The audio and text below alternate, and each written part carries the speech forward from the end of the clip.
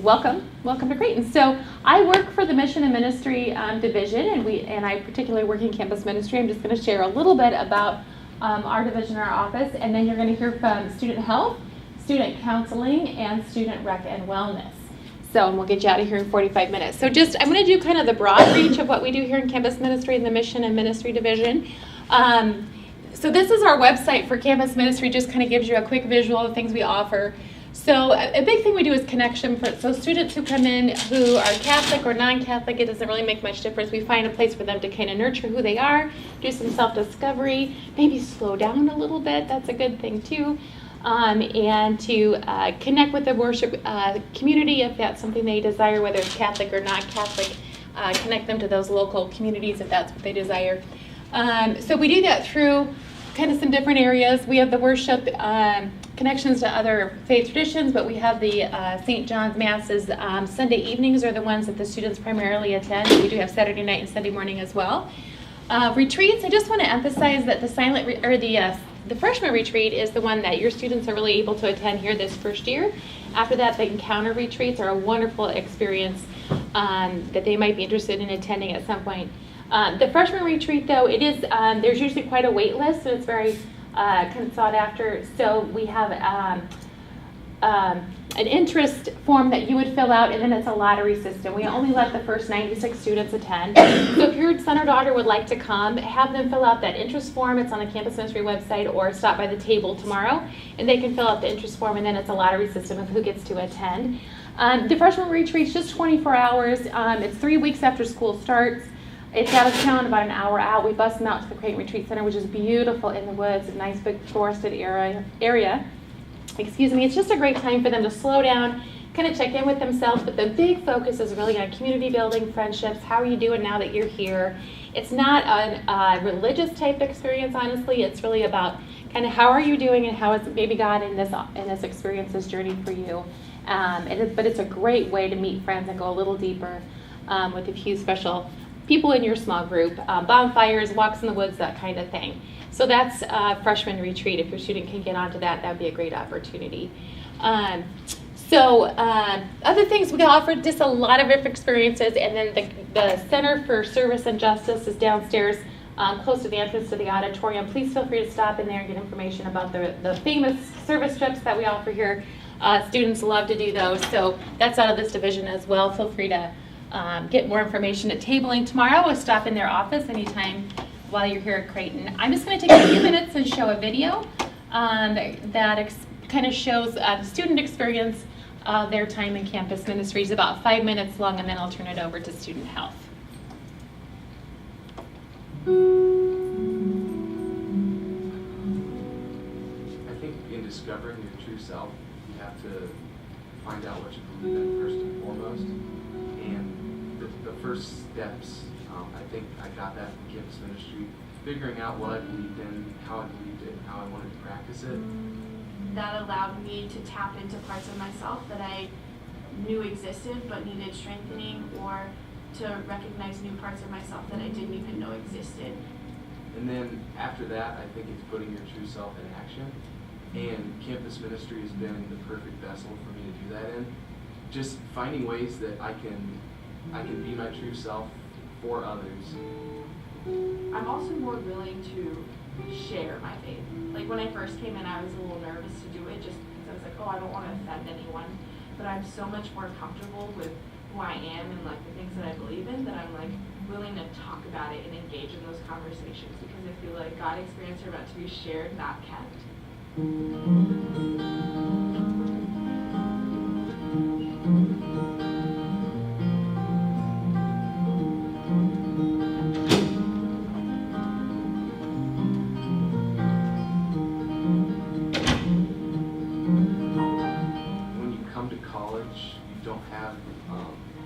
Your own faith. You have kind of the faith that your parents have shaped you into, which is a good faith and a really good starting point. My parents were like, all right, let's go to church, all right, like, it's time to go to confession, or it's time to pray, or anything like that. And then so when I came to college, like, it was completely up to me to, like, keep that going if it was something that I wanted to do. Any student would love the ability to figure themselves out a little bit. That's been such a gift to me, And I think that a lot of students come in without a real starting space, or without a real starting point. And figuring out where that starting point is when you get into college, I think campus ministry is an awesome place to start. Coming to Creighton, especially being someone who wasn't Catholic, I really had no idea what my faith was going to mean for me or how I was going to go about it. Freshman year, I kind of went to Mass with everybody else because that's what everybody does, and I didn't really know that there was other options. And so once I finally realized that campus ministry had other things besides just Mass, and that it was all these opportunities and stuff. I think being in college really allows you to take ownership of your faith. And for me, I worked to find that, and it took me until about sophomore year on the Encounter retreat when it just clicked, and I started taking ownership of my faith, and I started believing in things, not just accepting things. My first experience was going on freshman retreat, and that was actually when I knew that Creighton was where I was supposed to be. And just sitting there and hearing my leader speak, or hearing the talks that the students had to offer, I was like, wow, this is something that I want to pursue. I figured out what it was about my faith that was important to me, that it wasn't just going to worship, and it wasn't just praying by myself, but it was putting that into action. My work in campus ministry is it's let me figure out how I fit into my faith life and how my faith life fits into me, especially just in my service to others and how I view others' role in my faith life.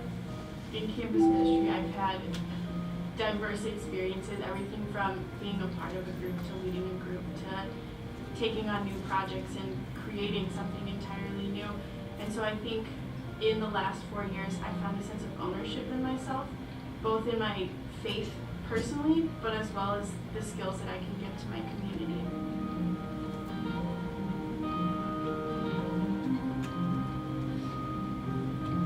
Just when I walk into the building itself, I feel the sense of support and community, and I just feel so welcomed and as if it's my family away from home. I just always know that campus ministry will meet me wherever I am. There's just this attitude of, we're here, we know that you're here, and we want to meet you here wherever you're at. And I think that's really, really special that campus ministry can do that for me, and I know it does it for other people.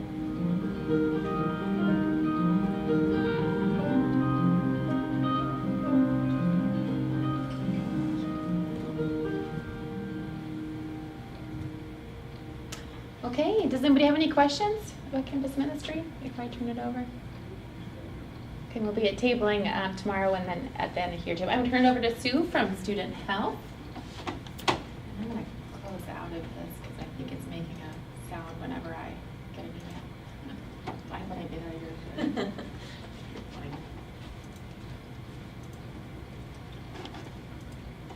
Okay, well, thank you, Kathy. My name is Sue West, and I'm one of the student health nurses.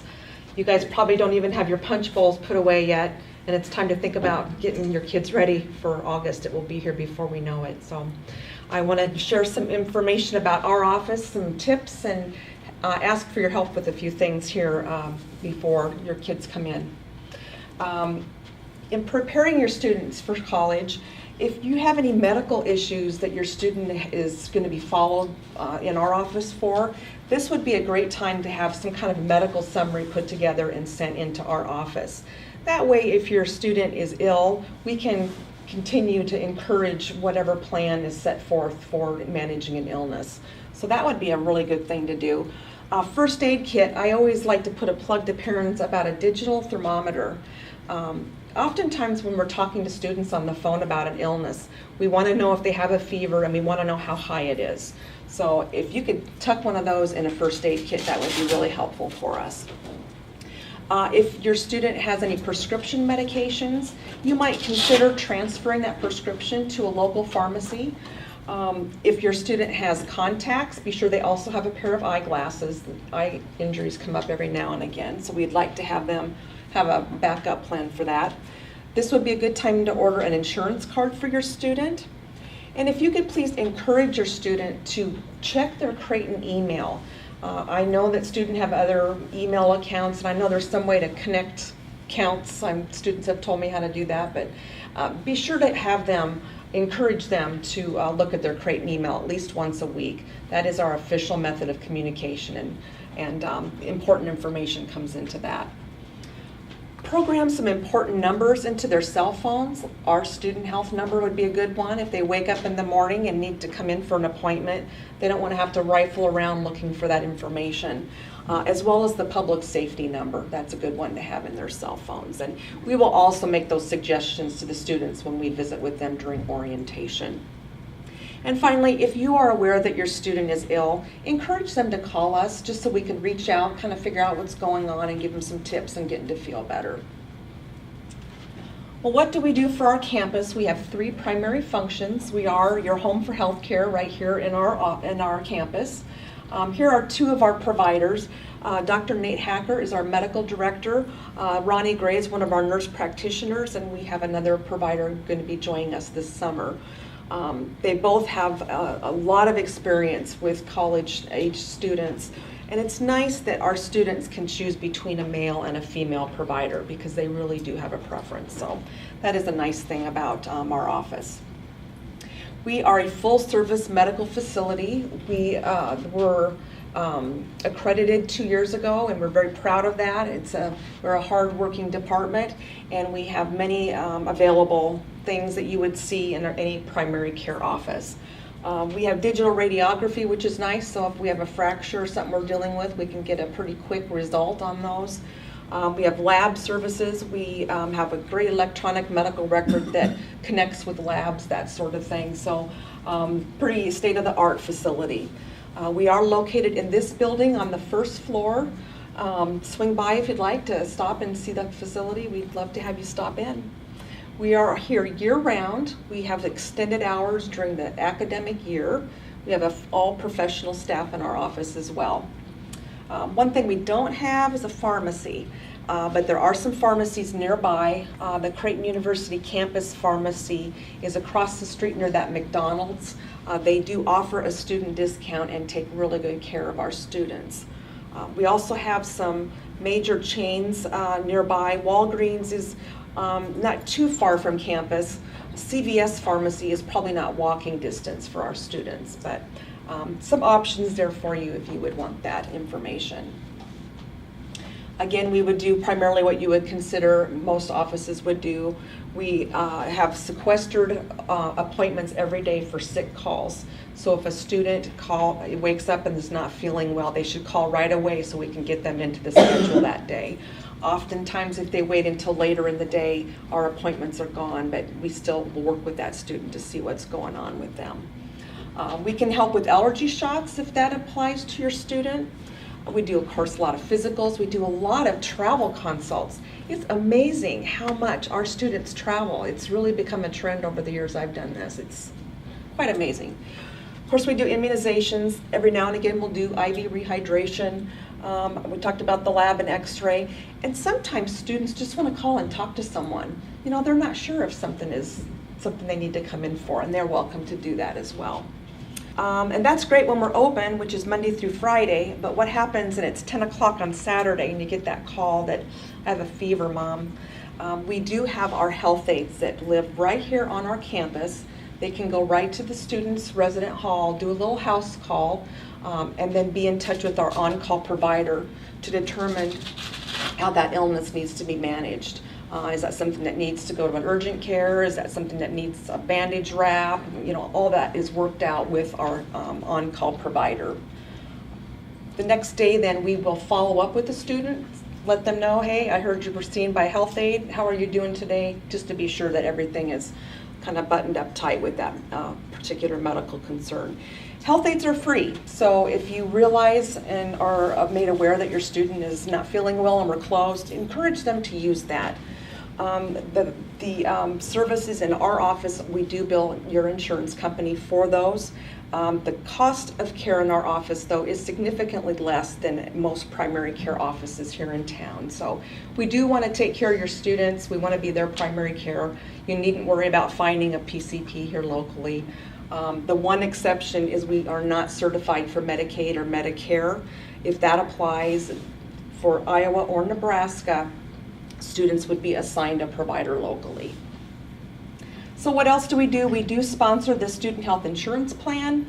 Most of the time, this age kids, they stay on their parents' insurance. So be sure to check with your insurance carrier, find out what the coverage here in Omaha is like. And then in our welcome letter, it has the directions on how to go about waiving off of the student health insurance plan. If you have a plan that you plan to use for your student, you're not going to need our insurance. But students are automatically enrolled, and then parents or students need to go in and waive off of that. And again, the instructions and the links for that are in our welcome letter. The welcome letter was sent to student email accounts, and then if we had any parent emails, it was also sent as soon as your student deposited to the university. So if you didn't get that for some reason, stop by our table tomorrow so I can get your name and get that to you. It's an annual requirement. I always just put it on my calendar to remind myself to do it, but we also will remind you each summer as well. And then this is my favorite part of the job, Campus Health Resource. I spend a lot of time on campus with our students. One of the first events they'll be participating, hopefully, in is our WellFest. It's a campus-wide health fair. We team up with our campus rec folks. Last year we gave 1,200 doses of flu vaccine to faculty, staff, and students. It's a wonderful community-wide event on our campus. We start all of our flu shot clinics actually in October, and they run through the whole month. We have a few catch-up clinics later in November, but any student that would like to have a free flu vaccine, they are eligible to come to those, and we are given quadrivalent vaccine. We do peer education through our office. We've talked about the health aides. We have a whole bank of presentations that we'll do for students, but if students want to have a presentation on something else, we call and work together to promote whatever issue they want to have, like energy drinks or something like that. We can put those together for students. We have a really nice relaxation station in our office. It's a full body massage chair that students can check out for 30 minutes at a time. It's a free service again as well. It's really popular around midterm and finals time, but yeah, it's nice. And if you have if you're curious, you can certainly swing by and take a peek at that. We also have therapy dog visits. About the third week in September, students start getting a little homesick, especially if they have pets they've left at home. And so we've partnered with Midlands Pet Therapy. They'll come and bring their pups to campus and spend an evening with our students. Also during midterms, finals, that sort of thing. And then you'll be hearing here in just a minute about the therapy dog that belongs to our counseling center too. We also help our students complete and meet the immunization requirements of the university. Very standard immunization requirements for our university, but we really want these taken care of before students move to campus. There is a link again in that welcome letter that explains how to go about reporting immunizations to the university. Very, very standard recommendations though. 2 MMR vaccines that most kids got when they were little tykes. The Tdap vaccine, we want to protect against whooping cough, so we want to be sure our kids have had that, and we've had to deal with that from time to time, so it is really important that they're protected. Varicella or chicken pox, we want to know if they've had disease, the chicken pox, about that date, or if they've had the 2 doses of vaccine. Meningitis started on their schedule at about 12 and 13, and the CDC recognized that did not give that long-lasting protection through the college years. So the meningitis vaccine needs to be administered after age 16 to again promote that longer-term immunity. So that's one thing some kids will need to have updated before they come to college. There also is a meningitis B, B as in boy. It's a newer vaccine, and I would recommend that you talk with your clinicians about that to see if your son or daughter would be a candidate to receive that vaccine. It's not a mandated vaccine though, but there are 2 different ones I just wanted to point out. If you have a health science student, a nursing student, there are additional vaccine requirements to meet the clinical contracts of the university. So if you have any questions about vaccinations, do stop by the table tomorrow so we can visit about that. In Nebraska, the age of majority is 19. I don't know why. Most states it's 18, but it warrants just mentioning. What does it mean? It means if your student is 18, we would need your permission to see your student in our office. Because of that, we are really encouraging students to do a power of attorney, which transfers their ability to sign for medical care to a student who is not yet 19. It's really helpful. If we're doing a flu shot clinic at 10 o'clock at night, we're not going to have to interrupt mom or dad to get that consent. So it is something we're encouraging people to do. If that's something you're interested in doing, we do have a notary in our office that she'll be there tomorrow that you can fill out that paperwork.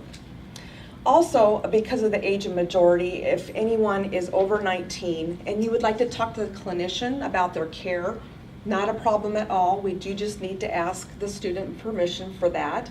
But I can tell you by my experience in doing this for many years, when a student is ill, you have the clinician, you have the student, and you have the parent on a phone trying to figure out how to best manage that issue. So, but because Nebraska's a little bit different, I just thought it would maybe be a good thing to mention to our parents in this presentation. There's lots more information on our website. Dr. Jen Peters is our Director of Counseling Services, and she's going to talk about counseling here at our department.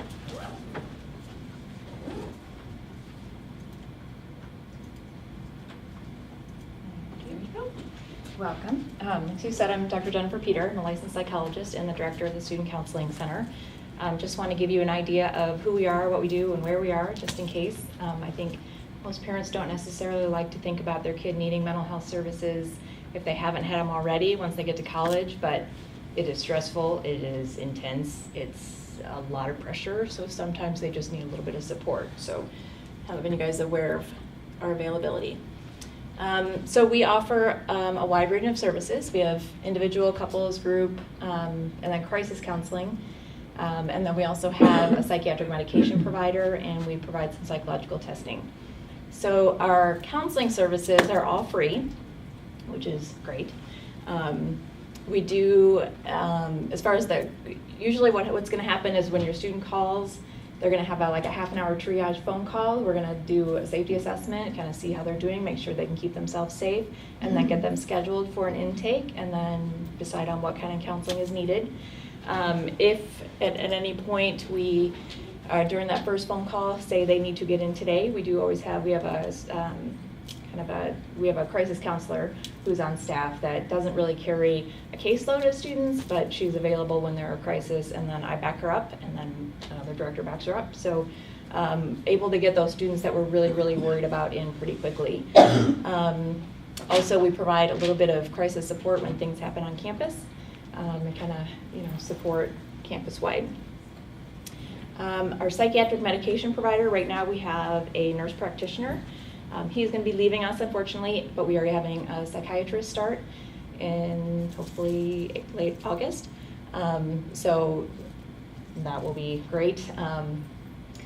Usually to get into a psychiatrist in the community, it's about 3 to 5, 6 months, and we can generally get them in within a couple weeks. I've actually been able to look at the next week and gotten people in, so it's really great to have our own. That person is part-time, but it really is a great service to have for our students. That service is billed through insurance. So if you want to check whichever insurance your student is going to have and make sure there's mental health coverage, that would be helpful. Psychological testing, we provide some testing for attention deficit disorder or learning disabilities. We do charge a fee for those. They're pretty nominal compared to what it would be out in the community. We have a few people that we also, sometimes our demand is so high, we contract with a couple people outside in the community. So that's largely why there's a fee for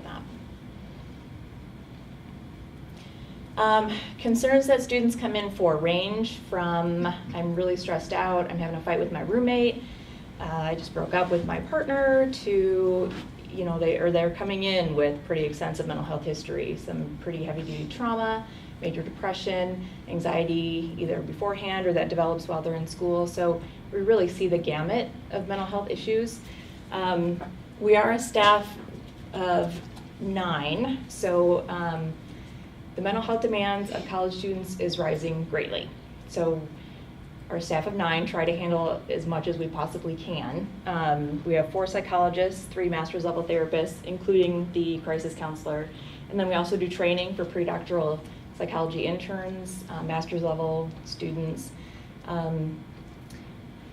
So to meet some of the demands, if you know your student's coming in with a pretty significant mental health history and really requires some intensive treatment, or if something comes up while they're here that really, really requires some intensive treatment, we've formed a lot of great relationships within the community because we can't always manage all those things ourselves because we're pretty small and the demand is great. But we do our best to make sure that we are meeting their needs either by us or getting them connected to somebody that we trust in the community. Earlier this year, we actually had an open house with a lot of community members, community providers, so that we knew the people that we're sending our students to and make sure they're well taken care of. And that's Coco. She's our therapy dog. We just got her kind of officially designated as the official campus therapy dog this year. She belongs to Dr. Mike Kelly, who's one of our psychologists, trained as a therapy dog. She comes in 2 days a week with him, and she's available, really just to kind of make sessions a little easier sometimes, provide a little comfort to the students. And then we have a thing that we do 1 day a week over in Scott called Pause for Talk. So we'll take her over to Scott and just have her hang out, and students come and swarm her and give her all kinds of love, and she's incredibly spoiled. And we just started an Instagram page for her. We're already over 300 followers in just a couple weeks. We figure, maybe Coco can impart some words of wisdom and encouragement to take care of yourself when they don't always listen to us. Maybe they'll listen to the dog. She's sweet.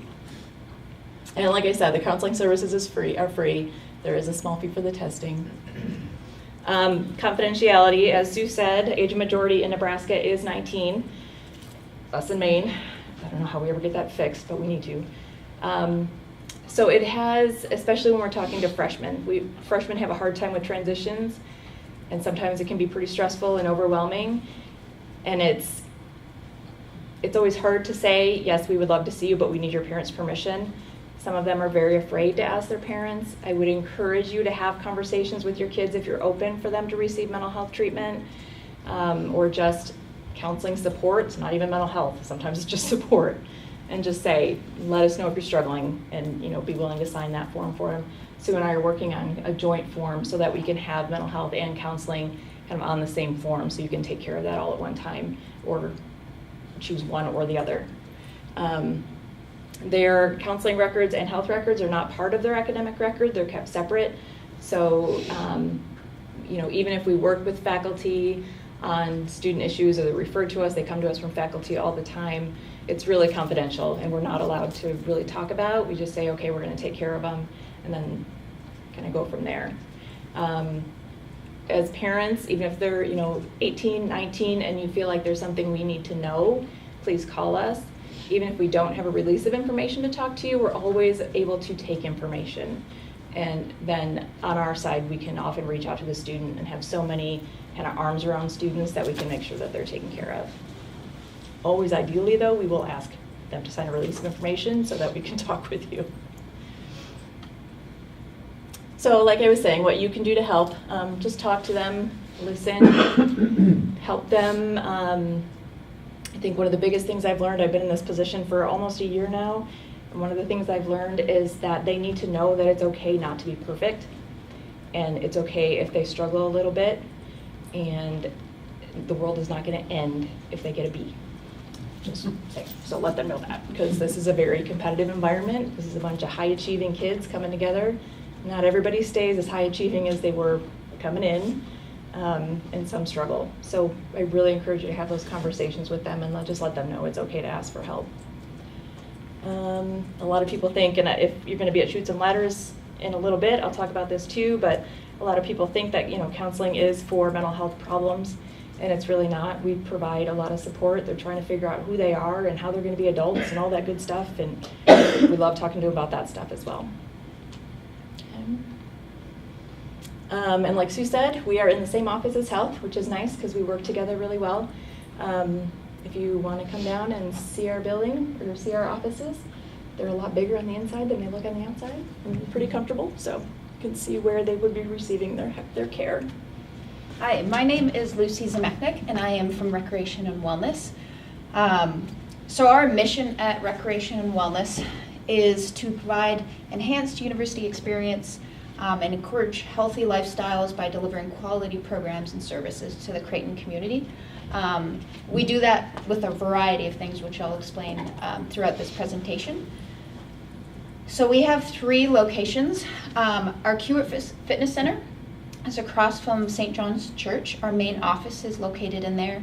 So if students have any questions about recreation and wellness, that's where they would go. Our Rasmussen Center is a building down near the athletic facilities. We share that with athletics also.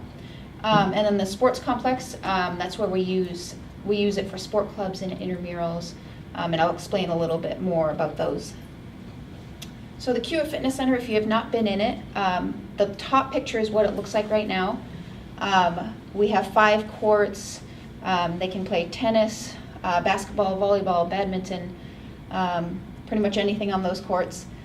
We have a group fitness room that's along the track, just one of those. And then we have a weight room, which is on the top level. So students have free access to both of our buildings. They just need their card, they just scan in, they get in free. The bottom picture is what our courts are going to look like once students come back to school in August. We are getting our courts redone, so there'll be actual basketball material versus the tile that you see in the top picture. And then they're actually redoing the locker rooms in the Kiewit Fitness Center also. So that'll be a nice addition for the students coming in August also. This is the inside of the Rasmussen Center. We have an indoor turf in there, so if students want to play soccer, baseball, softball, or any of those sports in the winter, this is a good option for them. And then up on the top level, we have the weight room. Along the top, you'll see right here, we also have a track too, so an indoor track, so if people want to run inside. The picture on the right is just some lifting platforms. That's been really popular among students, so we've put those in this probably a year ago now. So if students want to use those. So the sport complex, like I mentioned before, we use it for soccer, rugby, lacrosse, just a variety of sports, which we also share with athletics. I won't go through these step by step, but these are just the programs that we offer. This is a new option that we've added recently, so massage therapy. We house that in the Kiewit Fitness Center. We have a couple massage therapists on staff, so if students want massages, they just come to our main office and they can schedule them. We've also started doing nutrition workshops and then like cooking classes. We work with Hy-Vee, so we provide those opportunities for students that maybe want to look at the nutrition side of things. So intramural sports. If you don't know what these are, they're a little bit more on the fun side, less competitive side of things. Grab a group of friends, make a team. They're $25 per semester, and then that's unlimited. You can sign up for as many of these as you want. So you can do men's, women's, or a mixed team. As you can see, we have a variety of sports listed on there, and they change semester to semester. Our sport clubs, if you have a student that maybe did high school sports and wants to still be competitive in college, and doesn't want to do D1 sports, this is a good option. It's more on the competitive side. They compete against other schools, they travel. So these are the sports that are going to be available for the upcoming year. And if there's a sport on there that maybe a student wants to start, we can also do that process too. Quidditch is honestly a very popular one here that surprises a lot of people. So you can do men's, women's, or mixed again. Group fitness, like I mentioned before, we just have one group fitness room in the Kiewit Fitness Center. Just like intramurals, it's $25 per semester, and they have access to unlimited classes. They just come into our main office and buy a pass. Pretty easy. We just got new bikes, so I don't actually have a physical picture of them. So those are our new bikes, and then that's just an image of our room currently. Personal training is also an option if students are interested in that. We offer 25 per hour, or if they would like to do it with a partner, we offer that also, then it's 20 per hour.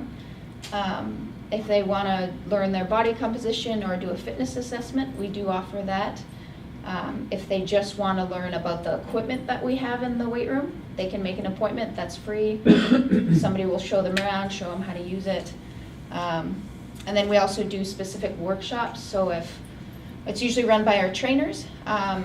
So if there's an interest in weightlifting, like we did a women's weightlifting class, we'll run those. So it's a little bit more specific than our group fitness side of things. Employment, Recreation and Wellness is actually the second largest employer of students on campus.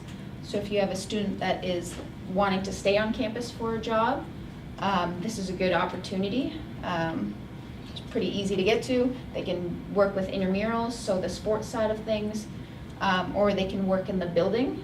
The bottom two on this list, they require a little bit more certification, but if you have a student that wants to teach group fitness, that's also a possibility. And this is just the staff that's in charge of each of the areas. And then we'll also have all this information at the tabling tomorrow, along with the list of sports and intramurals, and then our classes for the upcoming year.